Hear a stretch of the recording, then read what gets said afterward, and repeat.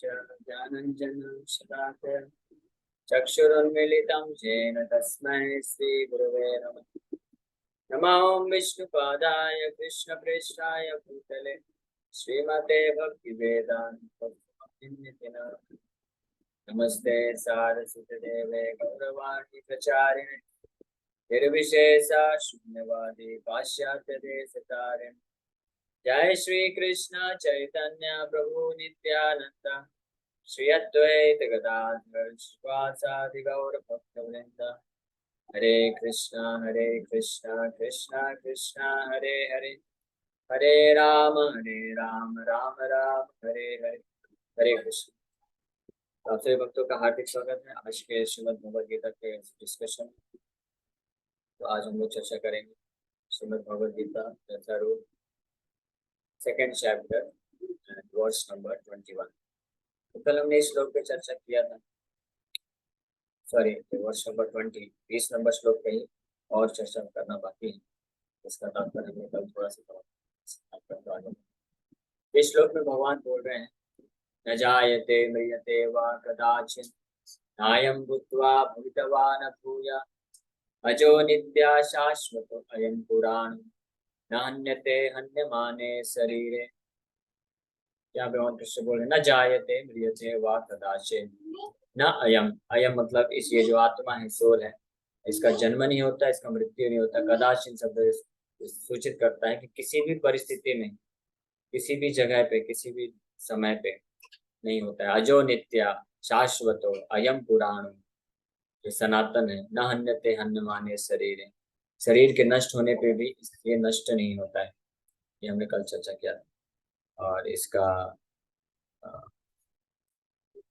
तात्पर्य हमने पढ़ा था कि इसी तरह का एक श्लोक कठोर उपनिषद में भी आता है। उसके पहले स्कंद के दूसरे अध्याय के 18वें नंबर श्लोक में न जायते म्रियते वा विपश्चित् नायं कुतश्चित् न बभूव कश्चित् अजो नित्या शाश्वतो अयं पुराणो न हन्यते हन्यमाने शरीरे। तो इसका भी जो मीनिंग है वो सेम है जो इस श्लोक में भगवद गीता के श्लोक में भगवान कृष्ण बोल रहे हैं। फिर आगे प्रभुपाद जी बता रहे हैं तात्पर्य। The soul is full of knowledge or full always with consciousness, therefore consciousness is the symptom of the soul. Even if one does not find the soul within the heart where he is situated, one can still understand the presence of the soul simply by the presence of consciousness. Sometimes we do not find the sun in the sky owing to clouds or for some other reason, but the light of the sun is always there and we are convinced that it is there for daytime.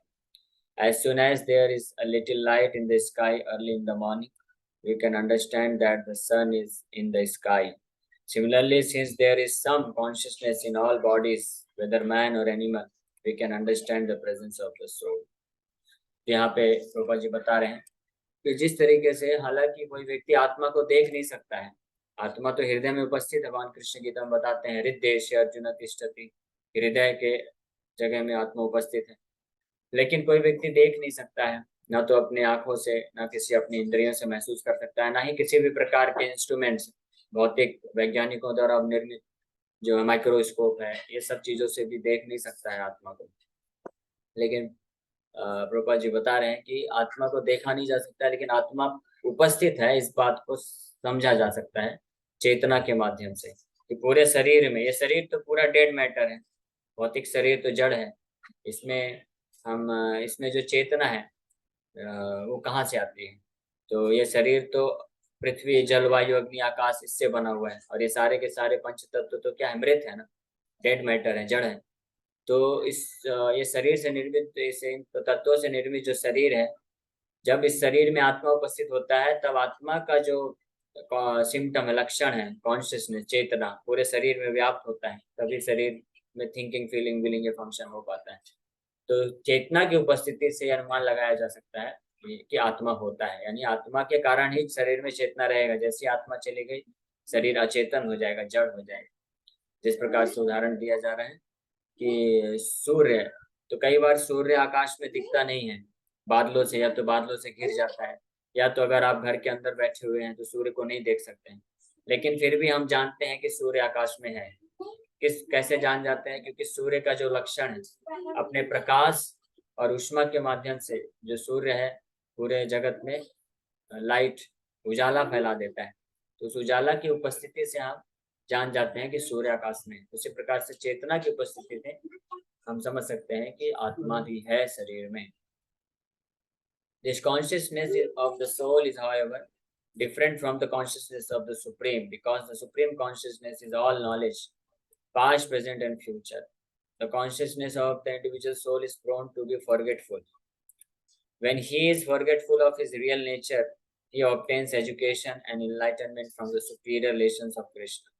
But Krishna is not like the forgetful soul. If so, Krishna's teachings of Bhagavad Gita would be useless. जिस प्रकार से हम आत्मा है, हमारा चेतना होता है, इस पूरे शरीर में व्याप्त होता है, लेकिन हमारा जो चेतना है वो सीमित होता है। लेकिन भगवान जो कि परम आत्मा है, सुप्रीम सोल है, सुपर सोल है, तो उनका चेतना केवल एक जगह, एक शरीर पर सीमित नहीं होता है, पूरे ब्रह्मांड में होता है। और यही कारण है कि भगवान क्वांटिटी वाइज ज्यादा होने के कारण, विभु आत्मा होने के कारण, परम आत्मा होने के कारण वो कभी भी इस स्थिति में नहीं जाते हैं, फॉरगेटफुलनेस यानी भूल जाने की स्थिति में। लेकिन जो जीवात्मा है, अणु आत्मा है, वो हमेशा इस भूल जाने की स्थिति में जाता है। इसलिए जरूरत है कि जीवात्मा जब विभु आत्मा यानी परम आत्मा के संपर्क में आता है, उनसे ज्ञान प्राप्त करता है, तब वो अपनी स्थिति को बचा के रख सकता है, यानी अपनी जो ओरिजिनल स्पिरिचुअल नेचर है, आध्यात्मिक उसकी जो गुणवत्ता है उसको बना के रख सकता है। अन्यथा वो जो गुणवत्ता है वो ढक जाती है भौतिक पदार्थों के संपर्क में आने से। जैसे एक बहुत बड़ी अग्नि होती है, तो अग्नि जो है, जब अग्नि में हवा के संपर्क में आती है अग्नि, तो अग्नि बुझती नहीं है। अगर विशाल अग्नि है, बिल्कुल भभकती हुई अग्नि ऐसे कहीं पे लगी हुई है, तो हवा के संपर्क में आने में अग्नि और ज्यादा बढ़ जाती है। लेकिन जब उसी अग्नि से निकलने वाली जो चिंगारी होती है, वो चिंगारी अगर अग्नि से अलग हो जाए, तो वो जो चिंगारी है हवा के प्रवाह में आके बुझ जाती है, बह जाती है। तो ये चिंगारी जो है वो जीवात्मा को रिप्रेजेंट करता है। भगवान जो है वो आग का जो बड़ी अग्नि के समान, ऐसे कंपेयर तुलना किया जा सकता है। तो हालांकि गुणवत्ता वाइज दोनों बराबर हैं, बड़ी अग्नि भी और जो चिंगारी है, दोनों में गुण क्या है? रोशनी देना और उष्मा देना। लेकिन फिर भी क्वांटिटी यानी कम, जो उनका क्वांटिटी वाइज अंतर होने के कारण एक जो है हमेशा अप्रभावित रहता है, बुझता नहीं है, लेकिन एक जो है दूसरा प्रभावित हो जाता है हवा से। उसी प्रकार से जीवात्मा और परमात्मा क्वालिटी वाइज, गुणवत्ता के हिसाब से दोनों में समानता है। दोनों ही क्या है? आध्यात्मिक है, स्पिरिचुअल है, सच्चिदानंद है। लेकिन क्वांटिटी में अंतर होने के कारण भगवान जो है परम आत्मा है और उनका जो चेतना है पूरे भौतिक जगत में व्याप्त है और इस आध्यात्मिक जगत में व्याप्त है। लेकिन हम लोग अणु आत्मा है, छोटा आत्मा है, माइन्यूट पार्ट एंड पार्सल है। इसलिए हमारा चेतना केवल हमारे शरीर तक ही सीमित रहता है। और यही कारण है कि जब ये अणु आत्मा यानी जीवात्मा जिसको बोलते हैं, जब भगवान से अलग हो जाता है, तो अपनी आध्यात्मिक शक्ति को भूल जाता है और भौतिक पदार्थ के प्रभाव में आ जाता है। लेकिन भगवान जब परम आत्मा है, जो कि जब इस भौतिक संसार में आते हैं, तो वो विशाल विभु यश अत्यंत शक्तिशाली होने के कारण भौतिक प्रकृति के प्रभाव में नहीं आते, इन गुणों के प्रभाव से परे रहते हैं। इसीलिए जब तक जो जीवात्मा होता है परमात्मा के संपर्क में होता है, तो अपनी आध्यात्मिक गुणों को जागृत करके रखता है। अपना जो ओरिजिनल स्वरूप है, असली जो अपना स्वरूप है, आध्यात्मिक स्वरूप है, उसको प्राप्त करके रखता है। लेकिन जैसे ही परमात्मा यानी भगवान से अलग हो जाता है, तो इस भौतिक जगत के 3 गुणों के प्रभाव में आ जाता है और अपने आप को शरीर समझने लगता है और फिर इस प्रकार से संसार में दुख भोगता है। जैसे कि उदाहरण दिया गया था कि बड़ा आग है और उसमें चिंगारी है, तो जो चिंगारी है वो आत्मा के समान है। तो जब तक चिंगारी जो है आग के साथ रहती है, तो उसकी जो ऊष्मा और रोशनी देने की शक्ति है वो व्याप्त रहती है। लेकिन जैसे चिंगारी आग से अलग हो जाती है, तो क्या हो जाती है? बुझ जाती है। इस प्रकार से ये तुलना किया गया है। फिर आगे बता रहे हैं, there are 2 kinds of souls, namely the minute particle soul, जिसको अणु आत्मा बोलते हैं, and the super soul Vibhu Atma. This is also confirmed in Katha Upanishad 1.2.20 in this way. तो इस कठा उपनिषद में बताया गया। देखिए कितने सारे प्रमाण हैं, कठा उपनिषद, श्वेताश्वतर उपनिषद और अन्य बहुत सारे ऐसे प्रमाण हैं जहाँ पे दो प्रकार की आत्माओं के बारे में वर्णन किया गया है, आत्मा और परमात्मा। और एक श्वेताश्वतर उपनिषद में तो बताया गया है ये शरीर एक वृक्ष के समान है और इस वृक्ष में जो है दो प्रकार की चिड़िया हैं, पक्षी बैठे हुए हैं, जिसको एक को आत्मा बोलते हैं और दूसरे को परमात्मा। तो ये डिफरेंस, ये जो अंतर है हर जगह बताया गया है, केवल गीता में ही नहीं। गीता भी उपनिषद है, गीता उपनिषद के नाम से जाना जाता है। लेकिन जो लोग मायावादी होते हैं, निराकारवादी होते हैं, जो केवल उपनिषद वेदांत को मानते हैं, तो उपनिषद में और वेदांत में भी इस बात का वर्णन किया गया है कि जीवात्मा और परमात्मा दो अलग अलग दो प्रकार के आत्मा होते हैं।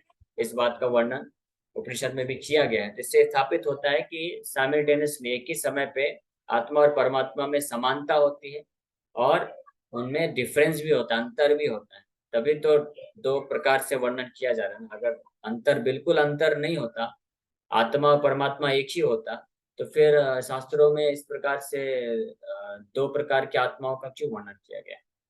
तो स्पष्ट रूप में बताया गया है इस श्लोक में। अणु आत्मा है कौन? जो जीवात्मा यानी हम लोग अणु आत्मा, अणु मतलब छोटा आत्मा है। और जो सुपर सोल है विभु, विभु आत्मा है। विभु मतलब विशाल, बड़े आत्मा है। यानी एक जो है नित्यो नित्यानाम चेतन चेतना नाम एको व बहुनाम विदधाति कामान।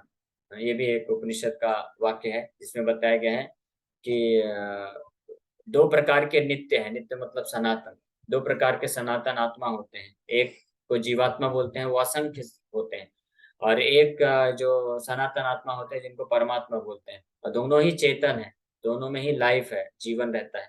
लेकिन अंतर क्या है कि एक जो विभु आत्मा है, परमात्मा है, वो बाकी अन्य जो माइन्यूट आत्मा है, जीव आत्मा है, अणु आत्मा है, उनको मेंटेन करते हैं। विदधाति कामान, विदधाति कामान मतलब, कामान मतलब इच्छाएं, विदधाति मतलब उनकी इच्छाओं को पूर्ति करते हैं, यानी उनका पालन पोषण करते हैं। जिस प्रकार से एक पिताजी माँ बाप जो होते हैं बच्चों का पालन पोषण करते हैं, उसी प्रकार से भगवान परम पिता होते हैं सारे जीवात्माओं के। भगवान कृष्ण गीता में बोलते हैं सर्व योनिषु कौन्तेय मूर्त्या संभवन्त्या तेषां महत् योनिर अहम बीज प्रदापिता। ये जितने भी प्रकार के स्पीसीज हैं, 84 लाख स्पीसीज हैं, केवल मनुष्य ही नहीं, जीव जंतु, कीड़े मकोड़े, पशु पक्षी, बैक्टीरिया और पेड़ पौधे, जितने भी प्रकार के हैं, ऐसे टोटल 84 लाख योनियां हैं। वो सब के बीज, अहम बीज प्रदापिता, मैं सबका सीड गिविंग फादर, सबके पिता है। तो जिस प्रकार से पिता मेंटेन करते हैं, उसी प्रकार से भगवान सबका मेंटेनेंस करते हैं। तो ये डिफरेंस है, ये अंतर हमेशा बना रहता है और ये अंतर हमेशा नित्य है। गीता में मोहन कृष्ण आगे चल के बोलते हैं ममई वामशो जीव लोके जीव भूता सनातना, कि जितने भी जीव है वो मेरे अंश हैं। और कैसे अंश? सनातन अंश है। तो सनातन बोलने से पता चलता है कि जो जीवात्मा है, हम लोग हैं, हम लोग हमेशा हमेशा भगवान के अंश रहते हैं। ऐसा कभी नहीं होने वाला है कि कभी भविष्य में जाके कोई जीवात्मा कुछ घोर तपस्या करके, योग सिद्धि करके, अपने आप को मुक्त करके भगवान में जाके विलीन हो जाएगा, यानी अंश न रह के पूर्ण बन जाएगा। ऐसा बिल्कुल भी नहीं है। अगर ऐसा होता तो फिर सनातन अंश क्यों बोला जाता, और उपनिषद में सनातन रूप से अणुआत्मा क्यों बोला जा रहा है? और आत्मा में कभी परिवर्तन नहीं होता, इस बात को भी स्पष्टीकरण चाहिए। इस श्लोक में बोल रहे हैं अनोरणीया महतो महीयान आत्मस्य जंतु निहितो गुहायाम तमाकृतु पश्यति वीत शोभो धातु प्रसादान महिमान आत्मना। इस कठोपनिषद में बोल रहे हैं बोथ द सुपर सोल परमात्मा and the atomic soul jivatma are situated on the same tree of the body within the same heart of the living being, and only one who has become free from all material desires as well as lamentation can by the grace of the supreme understand the glories of the soul. तो बता रहे हैं इस उपनिषद में बता रहे हैं कि केवल और केवल भगवान की कृपा से, भगवान का जब भक्ति करता है, कोई सेवा करता है, तो उनकी कृपा से व्यक्ति जो समझ सकता है इस आत्मा और परमात्मा के डिफरेंस को। अन्यथा ज्यादातर लोग, 99% लोगों को तो पता ही नहीं कि हम लोग ये शरीर नहीं है, आत्मा है। वो केवल शरीर के ही मेंटेनेंस के लिए कार्य करते रहते, इस प्रकार से जीवन व्यतीत हो जाता है। मनुष्यों की बात कर रहे हैं। जो जानवर हैं, पशु पक्षी हैं, पेड़ पौधे हैं, वो तो 100% केवल शरीर पे ही निर्भर होकर शरीर का ही पालन पोषण करके इस प्रकार से मृत्यु को प्राप्त करते हैं। लेकिन मनुष्य को जो है अधिक बुद्धि दी गई है भगवान के द्वारा, ताकि मनुष्य जो इंक्वायरी कर सकता है, जान सकता है कि हम ये शरीर नहीं, हम आत्मा है। लेकिन मनुष्य में भी इस कलयुग के प्रभाव से 99% लोग उसी प्रकार से जानवर के भांति केवल शरीर के लिए अपना समय व्यतीत कर देते हैं, नष्ट कर देते हैं जीवन। लेकिन कुछ होते हैं वो लोग आध्यात्मिक जीवन को अपनाते हैं, आध्यात्मिक विषय वस्तु के बारे में चर्चा करते हैं, शास्त्र पढ़ते हैं, तो वो लोग आत्मा ब्रह्म के बारे में जानते हैं। लेकिन इनमें से भी ज्यादातर लोग फिर फंस जाते हैं, आत्मा परमात्मा एक होता है, सब कुछ ब्रह्म है और ब्रह्म निराकार है, इसमें फंस जाते हैं। लेकिन केवल और केवल जो भगवान की सेवा में लगते हैं, भगवान की कृपा को थोड़ा भी प्राप्त कर लेते हैं, वो लोग समझ सकते हैं कि आत्मा और परमात्मा में अंतर भी होता है और समानता भी होती है। इसी को अचिंत्य भेद अभेद तत्व बोला गया है। और ये चीज हर शास्त्र में, उपनिषदों में, वेदांत में, पुराणों में कन्फर्म किया गया है। तो इस श्लोक में बताया गया है कि आत्मा परमात्मा दोनों इस शरीर रूपी वृक्ष में उपस्थित हैं, और एक यानी भगवान जो है जो दूसरा पक्षी है उसकी भौतिक इच्छाओं को पूर्ति करते हैं। Krishna is the fountainhead of the super soul also, as it will be disclosed in the following chapters, and Arjuna is the atomic soul forgetful of his real nature. Therefore, he requires to be enlightened by Krishna और by his bona fide representative, the spiritual master। इस प्रकार से आत्मा परमात्मा के बारे में बताने के बाद फाइनली बता रहे हैं कि कृष्ण जो है वो दोनों के ही फाउंटेन हेड है, दोनों के ही स्रोत है। यानी परमात्मा भी जो है हर जीवात्मा के अंदर, शरीर के अंदर जो परमात्मा विद्यमान है, तो परमात्मा भी कोई और नहीं है, वो भगवान कृष्ण के ही विस्तार है। और इस बात को कृष्ण गीता में आगे चल के वर्णन करेंगे, बताएंगे कि ईश्वर सर्वभूतानां हृदयेषु अर्जुन तिष्ठति। हे अर्जुन, मैं हर किसी के हृदय में ईश्वर के रूप में यानी परमात्मा के रूप में विद्यमान रहता हूँ। सर्वस्य चाहम हृदय सन्निविष्टो, सबके हृदय में परमात्मा के रूप में विद्यमान। इसी के साथ आज हम लोग यहीं पे विराम करेंगे। Hare Krishna, thank you very much. तो केवल एक प्रश्न ले सकते। हरे कृष्णा प्रभु जी। जो अभी आज स्टार्टिंग से हम लोग ने देखा कि मतलब परमात्मा जो है, मतलब हमें बताते हैं कि हमारा जो आत्मा है वो हमेशा से है। तो ये पूछना था, जो न्यू बॉर्न की बात हुई है कि मतलब कि वो कभी जन्म नहीं लेता है आत्मा, तो हाँ, मतलब किस फॉर्म में रहता है, मतलब ऑलरेडी वो कैसा रहता है, बोलते हैं ना ओरिजिन कहाँ से हुआ, वो चीज अगर हमें इमेजिन करनी है, थोड़ा सा जानना ओके है ओके। तो। तो वास्तव में आत्मा कभी ओरिजिनेट नहीं होता है, इसीलिए तो अजन्मा, अजो नित्य शाश्वत और अयम पुराणो, भगवान बोले इस श्लोक में। अजो, अजो मतलब जन्म नहीं होता है, और शाश्वत मतलब हमेशा रहता है, सनातन है। तो कभी ऐसा समय नहीं हुआ था कि आत्मा कभी जन्म लिया है, क्योंकि जिसका जन्म होता है उसका मृत्यु होता है, शरीर का जन्म होता है इसमें मृत्यु होता है। तो सॉरी आत्मा टू, जो है, हम लोग यहाँ क्यों हैं, मतलब हम लोग भौतिक जगत में क्यों हैं, मतलब ये ओके ओके, प्रश्न। हरे। हाँ, तो हम लोग भौतिक जगत में इसलिए हैं क्योंकि हम लोग भगवान के विरुद्ध चले गए, भगवान के नियमों को हमने पालन करने से जो है अस्वीकार किया, और हम लोग स्वतंत्र रूप से भोग करना चाहते थे। तो भगवान ने कृपा करके हमारे लिए एक ऐसा जगत का निर्माण किया है जहाँ पे हम प्रयास कर सकते हैं स्वतंत्र रूप से ईश्वर बन के सुखी रहने का। लेकिन वो प्रयास विफल हो जाता है जब फाइनली, तो जीवात्मा फिर फाइनली जो है भगवान को वापस भगवान की तरफ मुख करता है और उनको समर्पण करने के लिए प्रयास करता है।